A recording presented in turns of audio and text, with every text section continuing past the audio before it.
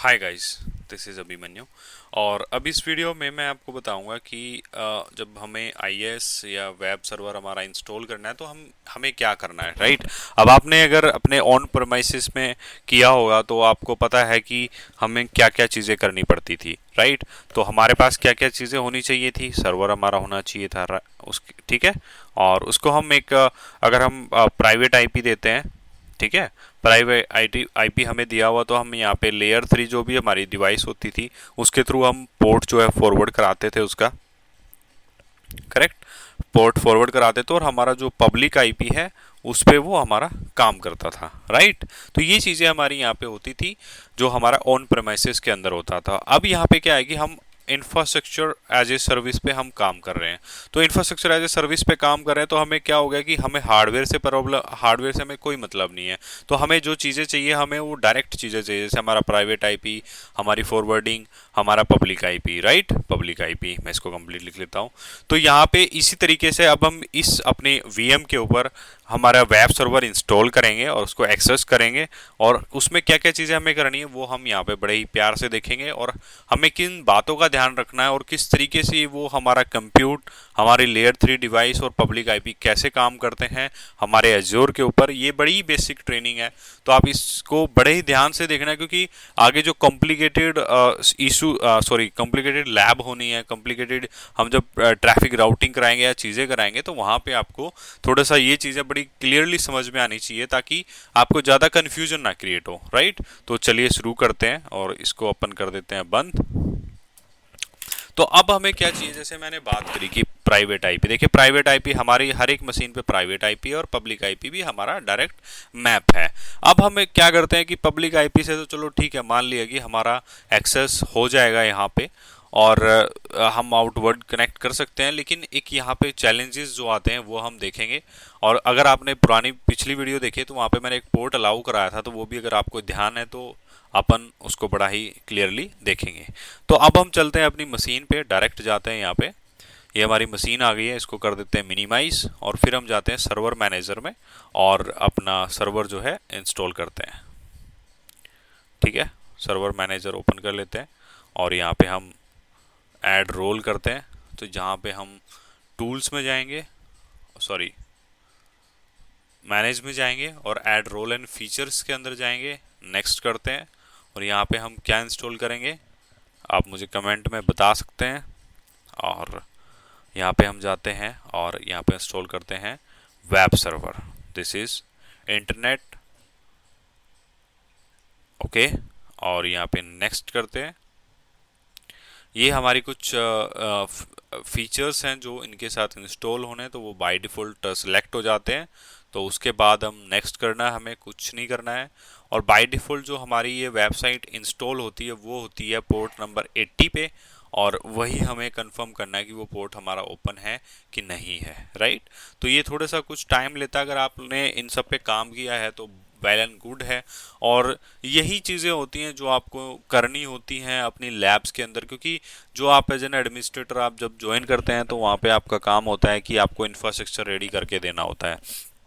तो जब भी आप यहाँ पे ये क्रिएट कर देते हैं और फिर एक एफटीपी का एक्सेस देते हैं या किसी तरीके से सर्वर का एक्सेस देते हैं और डेवलपर को बोलते हैं कि आप वहाँ पे अपनी साइट जो है रख सकते हैं, तो उस तरीके से यहाँ पे काम होता है, राइट। तो अभी हम देखते हैं इसमें क्या हम कर सकते हैं और किस तरीके से हमें एक्सेस करना, तो थोड़ा सा मैं इसमें डिटेल में आपको बताऊंगा।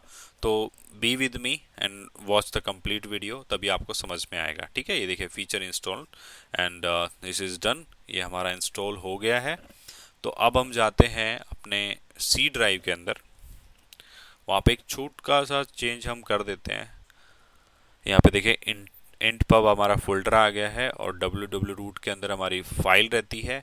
तो यहाँ पे हम एक फाइल बना देते हैं और उसका हम नाम रखेंगे, टेक्स्ट डॉक्यूमेंट में जाते हैं और पहले इसके अंदर लिख लेते हैं दिस इज आवर सर्वर, ठीक है।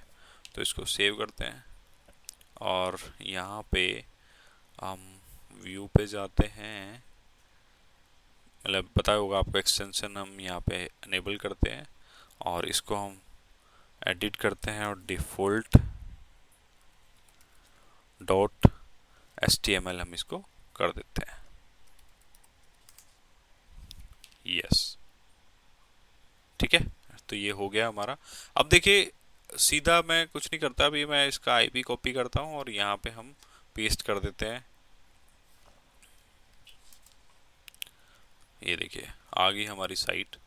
तो ये जो बाय डिफ़ॉल्ट पेज होता है ये वही पेज है।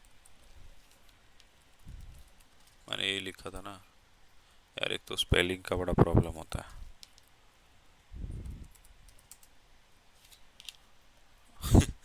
एक मिनट देख लेता हूँ भाई। डिफ़ॉल्ट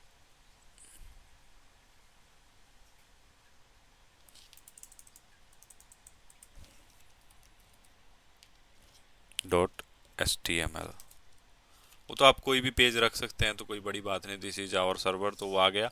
अब आप सोच रहे होंगे कि ये कैसे आया, मैं तो कुछ पोर्ट वोर्ट की बात कर रहा था, लेकिन अगर आपने मेरी पुरानी वीडियो देखी है तो आपको वहाँ पे समझ में आया होगा। तो यहाँ पे एक NSG नाम का फीचर है, या फिर आप कह लो कि एक सर्विस है जो ये काम करती है। अभी मैंने एक क्वेश्चन रेज किया था, अगर आपने समझा है उसको, तो जो क्वेश्चन था कि वहाँ पे हमारे हमारे ओन प्रीमाइसिस पे क्या होता था कि हमारे सर्वर के बीच में एक L3 डिवाइस होती थी जो कि हमारा पोर्ट मैनेज करती थी, ठीक है। पोर्ट का मैनेजमेंट होता था जहाँ पे वो पब्लिक आईपी से और प्राइवेट आईपी से हमारा कम्युनिकेशन इस्टेब्लिश करती थी, ठीक है। तो अब यहाँ पे क्या है, यहाँ पे है हमारे पास NSG, नेटवर्क सिक्योरिटी ग्रुप, ठीक है। तो ये रहा हमारा ये तो डिफ़ॉल्ट गेटवे है, एंड जो ये रहा, सॉरी, ये हमारा network AZ test NSG, network security group. अगर हम ये चीज़ हटा देंगे ना, तो हम अपनी मशीन पे RDP कर पाएंगे, ना ही हम अपनी मशीन पे कोई भी हम इनबाउंड और आउटबाउंड ट्रैफिक एक्सेस कर सकते हैं। तो अब यहाँ पे देखिए थोड़ा सा बताता हूँ आपको। इनबाउंड का मतलब क्या है? इनबाउंड का मतलब ये है कि इस आईपी पे कोई भी रिक्वेस्ट आ रही है, सपोज दैट जैसे हम बोलते हैं कि मुझे VPN पे बैठ के अपना सर्वर एक्सेस करना, तो वो एक इनबाउंड ट्रैफिक है कि आपको इस आईपी से कुछ आउटपुट लेनी है ना। जैसे मैं यहाँ पे अपनी मशीन पे बैठा हूँ और मैंने इस आईपी पे हिट किया, जो कि हमने ये किया था, तो ये हो गया हमारे लिए आउटबाउंड। और जो इस सर्वर की तरफ से हमें इनबाउंड रिप्लाई आया, तो ये हमारे लिए हो गया इनबाउंड, ठीक है। ये सर्वर, क्योंकि सर्वर के लिए ये वाला जो हमारा ये है आउटबाउंड, ठीक है, हमारा ये बाहर की तरफ एक्सेस जा रहा है, करेक्ट। और इस सर्वर से जो रिप्लाई आया ये है हमारा इनबाउंड। और जो हमारा सर्वर के लिए गया, इस हमारे सर्वर पे, जो कि ये हमारा आईपी है, यहाँ पे जो ट्रैफिक आई इसको बोलते हैं इनबाउंड। और अगर हम सर्वर पे, यानी कि अगर हम अपनी सर्वर पे जाके और वहाँ पे इंटरनेट के लिए कोई भी गूगल लिखते हैं या कुछ भी लिखते हैं, तो वहाँ पे हमारा जो ट्रैफिक जाएगा उसको हम बोलेंगे आउटबाउंड, जो कि ये रूल है, जो यहाँ पे ये रूल काम करेगा, और इनबाउंड पे हमारे ये रूल काम करेंगे। तो अब आप देख सकते हैं यहाँ पे RDP हमारा है, HTTPS हमारा है, HTTP है, और ये जो कुछ और हैं जैसे कि ये हैं, तो इसको कर देते हैं डिलीट। और ये देखिए कुछ यहाँ पे ऑलरेडी बाय डिफ़ॉल्ट दिए गए हैं, यहाँ पे प्रायोरिटी है, ये सारी चीज़ें हैं, ये हमारे नेटवर्क के अंदर क्रिएट होंगी। अब थोड़ा सा जो आपकी क्यूरियोसिटी मेरे को बनानी है वो मेरे लिए इम्पोर्टेंट है, तो आपको थोड़ा सा ये चीज़ों में यहाँ पे होना चाहिए कि हाँ ये चीज़ क्या चल रही है, किस तरीके से, इसकी थ्योरी क्या है, इसकी क्या क्या इसके अंदर चीज़ें हैं, वो एक क्यूरियोसिटी जो आपके अंदर होनी चाहिए, वो तभी मज़ा आएगा मुझे आगे पढ़ाने में। अभी आप यहाँ पे देखिए सारी ट्रैफिक यहाँ पे अलाउड है, और अभी फ़िलहाल इसमें कुछ भी ब्लॉक नहीं, लेकिन आप ब्लॉक कर सकते हैं, कोई दिक्कत नहीं है।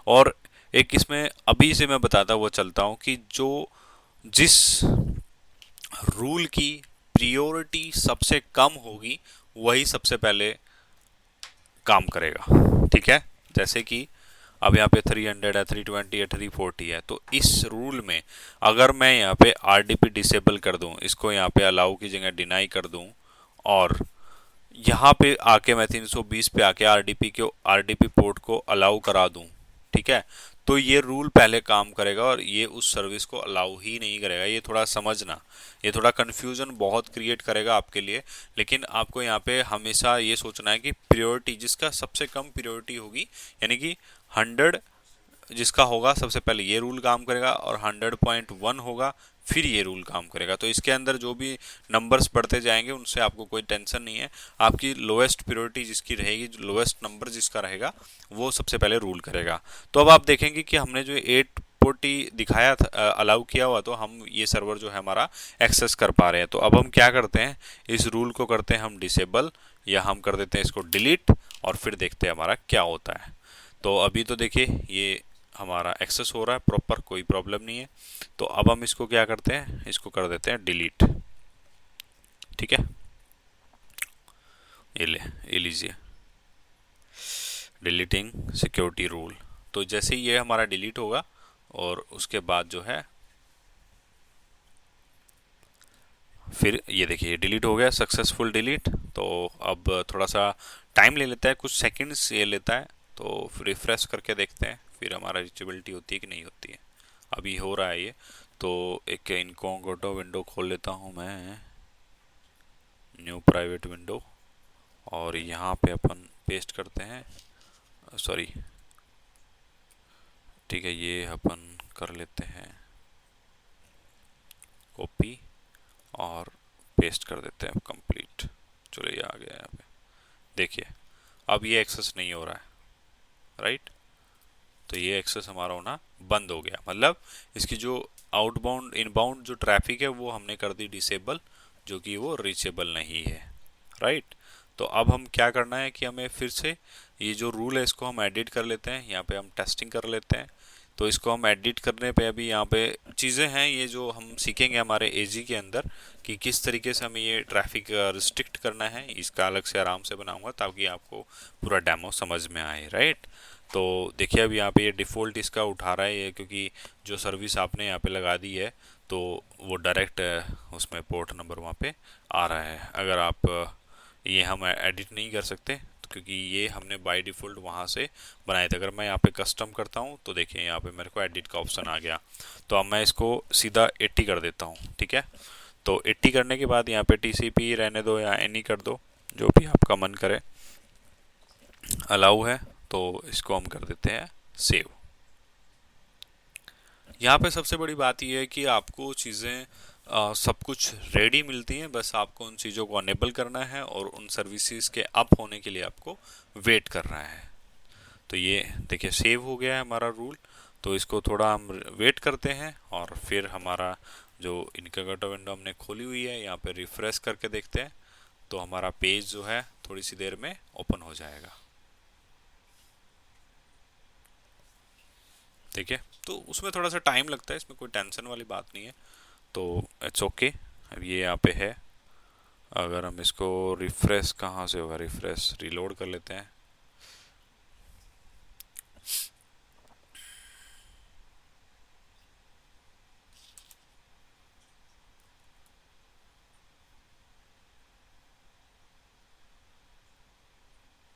देखिए ठीक है, चल गया हमारा दोनों पे। तो जैसे हमने सर्विस हमारी अलाउ करी है तो ये हमारी रन हो गई है। अब इसके बाद क्या होता है कि आपको यहाँ पे अपनी सर्विसेज देनी होती है, मतलब ये इतना करने के बाद आपको रिटर्न हैंड ओवर करना होता है डेवलपमेंट टीम के, या फिर आप पार्ट हैं। तो इससे आपका क्या है कि आपने सर्विस यहाँ पे सेट कर दी है, तो FTP आपको उनको एक्सेस देना है, या सर्वर का आप लॉगिन शेयर करते हैं वहाँ पे, और उसके बाद वो लोग अपना फाइल जो है या तो आपको हैंड ओवर कर दे, या फिर आप उनको, मोस्टली तो उन्हीं को एक्सेस दिया जाता है, तो वो अपनी फाइल रख सकें और उसके बाद जो है ये चीज़ वो कर सकें। ठीक है, तो इस वीडियो में इतना ही। अगर आपको पसंद आया तो प्लीज़ वीडियो लाइक करें और शेयर ज़रूर करना अपने नेटवर्क में। एंड मिलते हैं नेक्स्ट वीडियो में, तब तक के लिए बाय बाय।